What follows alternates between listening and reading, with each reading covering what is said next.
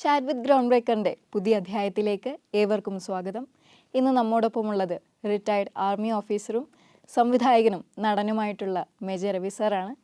Sir നമസ്കാരം. നമസ്കാരം.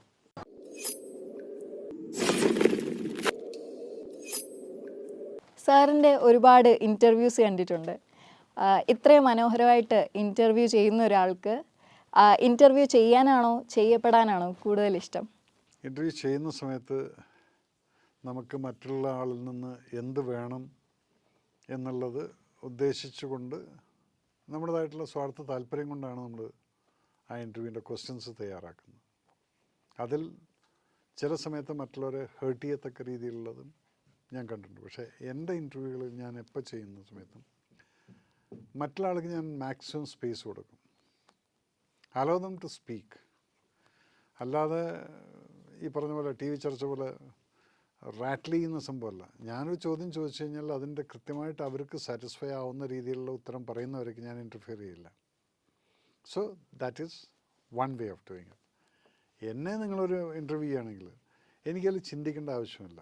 ഈ ചിന്തിക്കുന്ന എപ്പോഴാണ്, അല്ലെങ്കിൽ അതിൻ്റെ ഇപ്പം എല്ലാവരും എൻ്റെ അടുത്ത് പറയും സാറ് ഫ്ലോ ആയിട്ടങ്ങ് പറഞ്ഞു പോകാറുണ്ട്, ഒരിക്കലും ഒരു ഗ്യാപ്പ് വരുന്നില്ല. കാരണം when you don't have to hide anything, നിങ്ങൾക്ക് സമൂഹത്തിൽ നിന്ന് ഒളിച്ചു വെക്കേണ്ടതായിട്ടുള്ള ഒന്നും നിങ്ങൾ ജീവിതത്തിൽ ചെയ്തിട്ടില്ലെങ്കിൽ നിങ്ങൾക്ക് ചിന്തിക്കേണ്ട ആവശ്യമില്ല, ഉത്തരം കൃത്യമായിട്ട് കൊടുക്കാം. ചില സമയത്ത് ഈ രാഷ്ട്രീയപരമായിട്ടുള്ള ചോദ്യങ്ങൾ ചോദിക്കുന്ന സമയത്ത് പണ്ടൊക്കെ എനിക്ക് ഉത്തരം പറയാം എങ്ങനെ വേണമെങ്കിലും. ഇപ്പം എൻ്റെ പ്രശ്നം എന്ന് വെച്ചാൽ എന്നെ പിടിച്ച് ഒരു BJP വൈസ് പ്രസിഡൻ്റ് ആക്കിയിട്ടുണ്ട്. So now I should be careful about the party നയങ്ങൾ. ഒരു കാഡർ പാർട്ടിയാണ്. അപ്പോൾ അത് വെച്ച് നോക്കുന്ന സമയത്ത് അതിനെക്കുറിച്ചുള്ള ഇൻ്റർവ്യൂസ് വരുമ്പോൾ I should have to think or sake no I got no comments എന്ന് പറയേണ്ടി വരും. ബിക്കോസ് ഞാനിപ്പോൾ ഒരു കാഡർ പാർട്ടിയുടെ അണ്ടറിലായിപ്പോയി. അതുകൊണ്ട് അല്ലെങ്കിൽ എനിക്ക് ഇൻ്റർവ്യൂ ചെയ്യാൻ ഇഷ്ടം എന്തുകൊണ്ടെന്ന് ചോദിച്ചു കഴിഞ്ഞാൽ ഞാൻ പണ്ട് ബിഹൈൻഡ് വുഡ്സിൽ 1-2 പേരെ ഞാൻ ഇൻ്റർവ്യൂ ചെയ്തിട്ടുണ്ടായിരുന്നു. അതിൽ ഞാൻ എൻ്റെ ആത്മാർത്ഥമായിട്ടുള്ള ഒരു ഇൻ്റർവ്യൂവർ ആയിട്ട് തന്നെയാണ് ഞാൻ ചെയ്തിരിക്കുന്നത്. As an army officer we are taught to respect women. Okay, ladies first എന്നുള്ളത് ഞങ്ങൾ ആർമിയിൽ പഠിപ്പിക്കുന്നൊരു കാര്യമാണ്. എത്രയും ജൂനിയർ മോസ്റ്റ് ലേഡി ആണെങ്കിലും നമ്മൾ എത്ര സീനിയർ ഉണ്ടെങ്കിലും ഫസ്റ്റ് ആ ജൂനിയർ മോസ്റ്റ് ലേഡീസിനാണ് ഷാപ്പാടിൻ്റെ പ്ലേറ്റ് എടുക്കാനുള്ള മെസ്സിൽ പ്രിവിലേജ്. അപ്പോൾ അങ്ങനെ കൊടുത്തിട്ടുള്ള ഒരാൾ ഞാൻ I think I interviewed Jameela Prakash something like that. അപ്പോൾ വെൻ ഐ ഇൻ്റർവ്യൂഡ് ഹർ, ഞാൻ എൻ്റെ മനസ്സിൽ നിന്നും മേജർ രവി എന്നുള്ള രീതിയിൽ തന്നെയാണ് ചോദിച്ചത്. Good morning ma'am. ആ മാം എന്ന് വിളിച്ചിട്ടുള്ള വാക്ക് ഇത്രയും വലിയൊരു സംഭവമാണെന്നുള്ളത് ഞാൻ വിചാരിച്ചില്ല. Because she's A lady, elderly lady. So I addressed Har with respect ma'am. Interview കഴിഞ്ഞ് പോകുന്ന സമയത്ത് അവരെൻ്റെ അടുത്ത് വന്നിട്ട് പറഞ്ഞു, എനിക്ക് ഈ ഇൻ്റർവ്യൂവിന് വരുന്ന സമയത്ത് ഭയങ്കര ഭയമായിരുന്നു സാർ, എന്തൊക്കെ എൻ്റെ അടുത്ത് ചോദിക്കുക എന്താണെന്നുള്ളതല്ല. പക്ഷെ ആദ്യത്തെ ചോദ്യം ചോദിച്ചാൽ തന്നെ ഞാനങ്ങ് ഫ്ലാറ്റായിപ്പോയി. എന്നെ ജീവിതത്തിൽ ആരും എന്നെ മാം എന്നൊന്നും വിളിച്ചിട്ടില്ല സാറിന്. അപ്പോൾ ഞാൻ തോളത്ത് ചോദിച്ചിട്ട് ഞാൻ listen, for me you are A lady. നിങ്ങളുടെ ജീവിതത്തിൽ എന്ത് നിങ്ങൾക്ക് സംഭവിച്ചിട്ടുണ്ടെന്നുള്ളത് ഞാൻ ഇൻ്റർവ്യൂ കൂടെ വൃത്തികേടായിട്ടല്ല ഞാൻ ചോദിക്കുന്നുണ്ട്. ഞാൻ നിങ്ങളുടെ മാനസികമായിട്ടുള്ള സംഘർഷങ്ങൾ എന്തൊക്കെയായിരുന്നു, what have you gone through എന്നുള്ളത് പബ്ലിക് അറിയണം. അപ്പോൾ അതിന് ഞാൻ നിങ്ങളെ വിളിച്ചിട്ട് റെസ്പെക്റ്റ് തരാതെ സംസാരിക്കേണ്ട ഒരു റൈറ്റും എനിക്കില്ല. So this is what I as an interviewer give the respect to others. അതേപോലെ തന്നെ I expect the other person who is interview. ഇന്നേ വരെ എൻ്റെ അടുത്ത് ആരും അങ്ങനെ ഒരു, നമ്മുടെ മലയാളത്തിൽ പറയുമല്ലോ എന്താണത്, ഈ ഒരു ചൊറിയുന്ന ചോദ്യങ്ങൾ എന്നൊക്കെ പറയില്ലേ, അതെന്നോട് ഇന്നവരാരും ചോദിച്ചിട്ടില്ല അങ്ങനെ.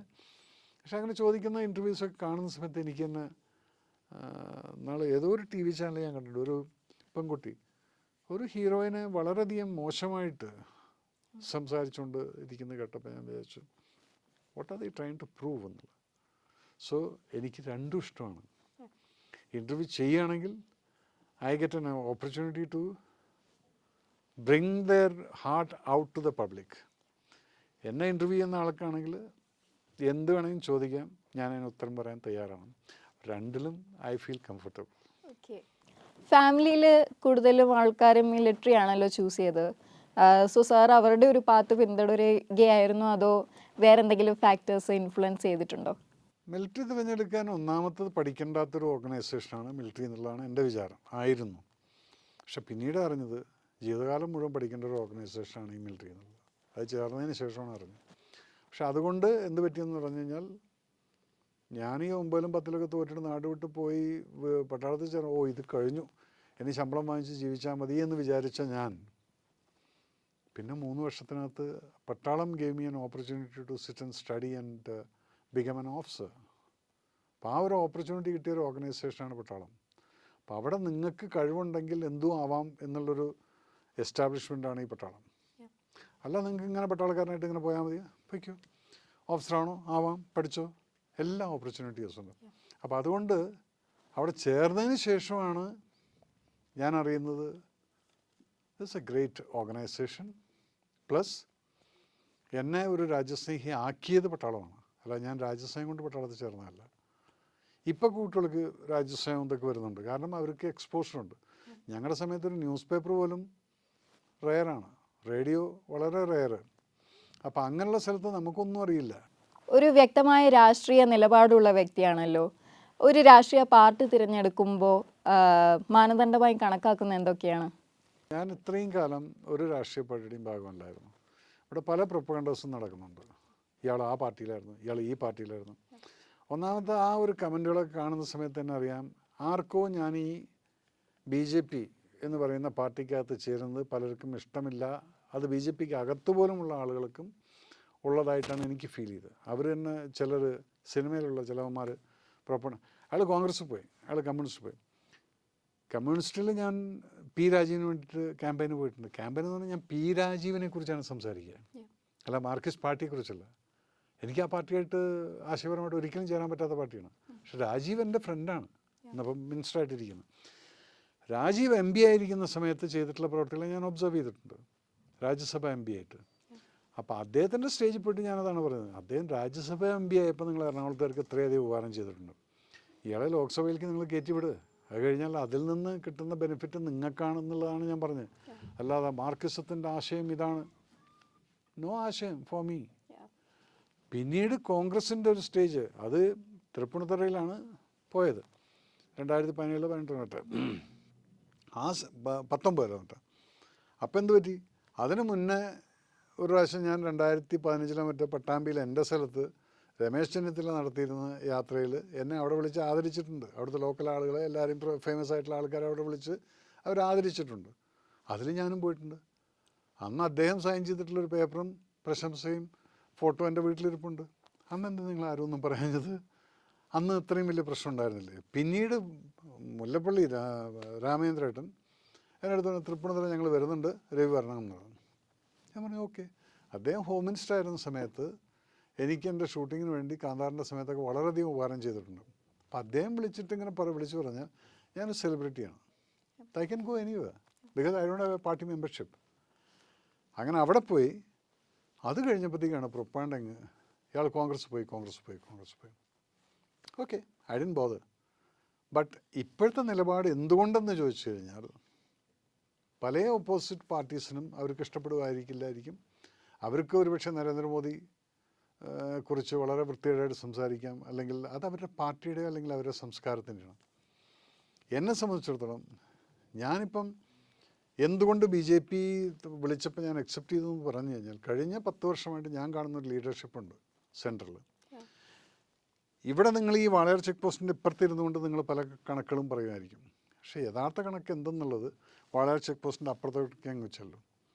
നിങ്ങൾ നാഷണൽ ഹൈവേ അടക്കം കണ്ടു കഴിഞ്ഞാൽ ആ ചെക്ക് പോസ്റ്റിന് അപ്പുറത്ത് നിന്ന് തമിഴ്നാട്, ആന്ധ്ര, UP, ബീഹാർ ഈ സ്ഥലങ്ങളിലെല്ലാം ഒന്ന് യാത്ര ചെയ്യും.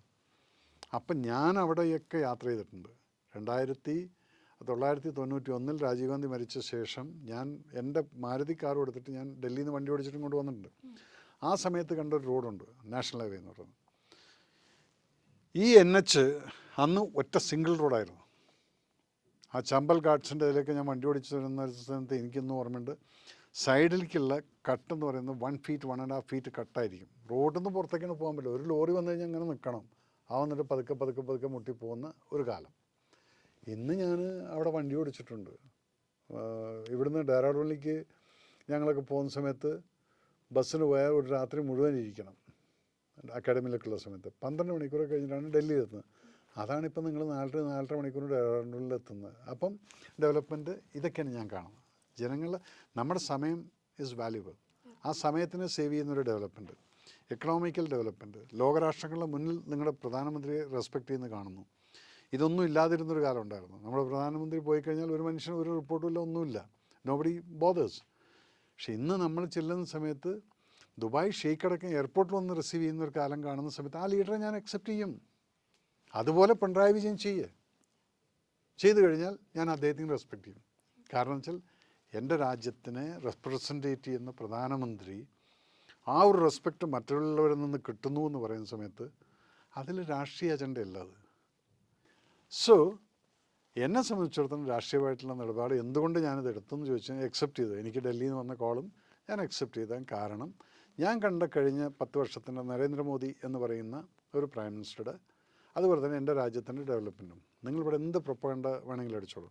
പക്ഷേ എനിക്കറിയാം, കാരണം ഞാനൊരു സിമ്പിൾ കാര്യം പറയാം, നിങ്ങൾ ആർക്കും അറിയാത്തൊരു കാര്യം ഞാൻ പറയാം. ബോഫേഴ്സ് ഗണ്ണിനെ കുറിച്ച് നിങ്ങൾ കേട്ടുവാണല്ലോ. ആർട്ടറി ബോഫേഴ്സ് ഗൺ ഗോട്ടാല, കൈക്കൂലി വാങ്ങിച്ചു, ഇറ്റലിയിൽ നിന്ന് കുത്രേച്ചി എന്ന് പറയുന്ന ആ മനുഷ്യൻ്റെ ഭയങ്കര സ്കാം നടന്നിട്ടുള്ളൊരു ഗണ്ണാണത്. പക്ഷേ ഞാനൊരു ആർട്ടിലറിക്കാരനാണ്. അപ്പോൾ എനിക്ക് ബോഫേഴ്സ് ഗണ്ണിനെ സംബന്ധിച്ചിടത്തോളം that is a biggest advanced ഗണ്ണാണത്. അന്നൊക്കെ ഞങ്ങൾ ആ ഗണ്ണ് കണ്ടിട്ട് അന്തം വിട്ടിട്ടുണ്ട്.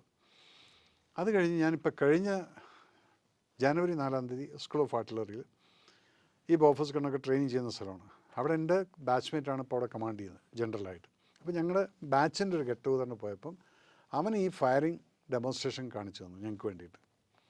ബോഫേഴ്സ് ഗണ്ണ് കൊണ്ടുവന്നു, ഇന്ത്യയിലുണ്ടാക്കിയ ബോഫേഴ്സ് കൊണ്ടുവന്നു. രണ്ടും കൂടെ ഒരുമിച്ച് നിർത്തിക്കൊണ്ട് സെൻട്രൽ കമ്പ്യൂട്ടർ മോണിറ്ററിങ് സാധനം നമ്മളിരുന്ന് നോക്കുമ്പോൾ രണ്ടും കൂടെ കൊണ്ട് നിർത്തിയിട്ട് അത് ലോഡ് ചെയ്ത് ഫയർ ചെയ്യുന്ന വരയ്ക്കുള്ള ഡിഫറൻസുകൾ. ബോഫേഴ്സ് ഗൺ ഇത് 00 എന്ന് ടൈമിങ് സ്റ്റാർട്ട് ചെയ്ത് കഴിഞ്ഞാൽ ഇവിടെ ഇന്ത്യൻ ഗണ്ണ് അവർ 40 സെക്കൻഡിൽ റെഡി റിപ്പോർട്ട് കൊടുത്തു, റെഡി ടു ഫയർ എന്ന് പറഞ്ഞിട്ട്. അവിടെ 40 സെക്കൻഡിൽ അവിടെ സ്റ്റോപ്പ് വാച്ച് നിന്നു. ഇപ്പുറത്തേത് 1 മിനിറ്റും 40 സെക്കൻഡുമായിട്ടാണ് നിന്നിരിക്കുന്നത് റെഡി. അപ്പോൾ എത്രയായി? ബോഫേഴ്സിനേക്കാൾ 1 മിനിറ്റ് മുന്നേ നമ്മൾ റെഡി റിപ്പോർട്ട് ഇന്ത്യയിലുണ്ടാക്കിയത്. അത് കഴിഞ്ഞിട്ട് റേഞ്ച് ഇതിന് 32 കിലോമീറ്റർ ഉള്ളൂ റേഞ്ച്, ഇത് 37 കിലോമീറ്ററാണ്. ഓക്കെ, അപ്പോൾ ഈ കഴിഞ്ഞ 10 വർഷത്തിലാണ് ഉണ്ടാക്കി. എന്തുകൊണ്ട്? പ്രൈം മിനിസ്റ്റർ നോക്കുന്ന സമയത്ത് സ്വീഡനിൽ ഇവർക്ക് ഈ ആംനേഷന് 2 ലക്ഷം രൂപ ഒരു റൗണ്ടിന് വാങ്ങിച്ചിരുന്നവർ 25 ലക്ഷം രൂപയാക്കി. നമ്മുടെ രാജ്യത്തിൻ്റെ പോകുന്നത് ഇത് 1-2 അല്ല വാങ്ങിക്കുന്നത്. ഇത് വാങ്ങിക്കുമ്പോൾ 50,000 1 ലക്ഷമൊക്കെ ആയിരിക്കും ഇതിൻ്റെ ആംനേഷൻ വാങ്ങിക്കുന്നത്. ഒരു ആംനേഷൻ്റെ മുകളിൽ നിങ്ങൾക്ക് 20 ലക്ഷം അല്ലെങ്കിൽ 25 ലക്ഷം രൂപ എക്സ്ട്രാ കൊടുക്കണമെന്ന് പറഞ്ഞു കഴിഞ്ഞാൽ നിങ്ങൾ ലക്ഷക്കണക്കിനുള്ളതിന് എത്രയായി? അതിനെയാണ് നരേന്ദ്രമോദി പെട്ടെന്ന് നോക്കിയപ്പോൾ Y can't you make it in India? Finally we made it. Now സ്റ്റുഡൻ V are not buying the ആംനേഷൻ from them. ഇതൊക്കെ എൻ്റെ രാജ്യത്തിൻ്റെ ഫൈനാൻഷ്യൽ സേവിങ്സ് ആണ്. അപ്പോൾ ചോദിക്കും പെട്രോളിന് വില കൂട്ടിയില്ലെന്ന്. ഇതൊക്കെ പറഞ്ഞാൽ നമുക്ക് കുറേ നേരമുണ്ട് ഇതിൻ്റെ ഇൻ്റർവ്യൂവിന്. So I am impressed with that leadership. I might not be impressed with the next leadership, but today I am impressed with that. Whether you like it or not, I am for Prime Minister Narendra Modi ji. Kerala state film award കിട്ടിയിട്ടുണ്ട് മികച്ച തിരക്കഥയ്ക്കും സംവിധാനത്തിനുമൊക്കെ. So ഇനി അടുത്തൊരു project ഉടനെ expect ചെയ്യാമോ? ഞാൻ already ഒരു project ഒരു 4-5 വർഷമായിട്ട് ഇതിങ്ങനെ തട്ടിയിട്ട് പോകുന്നു. 2-3 എണ്ണത്തിൽ അവിടുന്ന് ഇവിടുന്നൊക്കെ. കാരണം എനിക്ക് ആ പടത്തിൻ്റെ മുകളിലൊരു കോൺഫിഡൻസ് ഉണ്ട്. It's a love story in the backdrop of an army jawan. Love സ്റ്റോറിയാണ്, വലിയ ഫയറിങ്ങോ അടിപിടിയൊന്നുമില്ല. പക്ഷേ ക്ലൈമാക്സ് വളരെ ഇമോഷണൽ ആയിട്ടുള്ളൊരു സംഭവമാണ്. ഒരു പാകിസ്ഥാനി പെണ്ണിനെ പ്രേമിക്കുന്ന ഒരു ഇന്ത്യൻ പട്ടാളക്കാരൻ. ഇതാണ് അതിൻ്റെ കഥയുടെ സാരം. അപ്പോൾ ക്ലൈമാക്സിൽ എന്ത് സംഭവിക്കുന്നു? It might happen. അല്ലെങ്കിൽ ഞാനൊരു ഹിന്ദി പടം ഓൾറെഡി ഞാൻ സൈൻ ചെയ്തിരിക്കുന്നു. I will reveal it later. അവസാനത്തെ ചോദ്യമാണ്, മേജർ മഹാദേവൻ സാർ തന്നെയാണോ? കീർത്തിചക്രവർത്തിയുടെ മേജർ മഹാദേവൻ ഞാൻ തന്നെയായിരുന്നു. ഓക്കെ, പക്ഷേ ആ പേരിനോട് എന്ന് ചോദിച്ചു കഴിഞ്ഞാൽ ഞാനൊരു വിശ്വാസിയായിട്ടുള്ള ഹിന്ദുവാണ്. ഹിന്ദു എന്ന് പറഞ്ഞാൽ മറ്റുള്ളവരുടെ വിശ്വാസത്തിൽ ഞാൻ എല്ലാ റെസ്പെക്റ്റും കൊടുത്തുകൊണ്ട് എൻ്റെ വിശ്വാസത്തിൽ ഉറച്ചു നിൽക്കുന്നതും മറ്റുള്ളവർ വിശ്വാസികളെ അക്സെപ്റ്റ് ചെയ്യുന്നതുമായിട്ടുള്ളൊരു ഹിന്ദു വിശ്വാസിയാണ്. അപ്പം ഞാൻ എൻ്റെ കുട്ടിക്കാലം തൊട്ടിട്ട് ആരാധിച്ചിരുന്ന എൻ്റെ വീട്ടുവളപ്പിലുള്ളൊരു ശിവൻ്റെ അമ്പലമായിരുന്നു. അപ്പോൾ എപ്പോൾ പോയി കഴിഞ്ഞാൽ ശംഭു മഹാദേവ രക്ഷിക്കണേ, ഈ മഹാദേവ എന്നുള്ളത് ഇങ്ങനെ കിടക്കുമായിരുന്നു. അങ്ങനെയാണ് സിനിമയ്ക്ക് മോഹൻലാലിന് എന്ത് പേരിടണം എന്നുള്ള സമയത്ത് ഒന്ന് രണ്ട് അസിസ്റ്റൻ്റുമാരൊക്കെ ആയിട്ട് സംസാരിച്ചപ്പോൾ മഹാദേവൻ എന്നുള്ളത് അങ്ങനെ കുറച്ച്. അപ്പോൾ അത് പ്രാസം ഒപ്പിച്ചിട്ട് കറക്റ്റായി മേജർ മഹാദേവൻ. അതാണ് ആ പേരിന്നും നിലനിൽക്കുന്നത്. ഇത്രയും കാലമായിട്ട് മേജർ മഹാദേവൻ എപ്പോഴാണ് വരിക എന്നുള്ള ചോദ്യം വരുന്നത് അതുകൊണ്ടാണ്. അപ്പോൾ അതുകൊണ്ടാണ് ആ പേരിട്ടതും.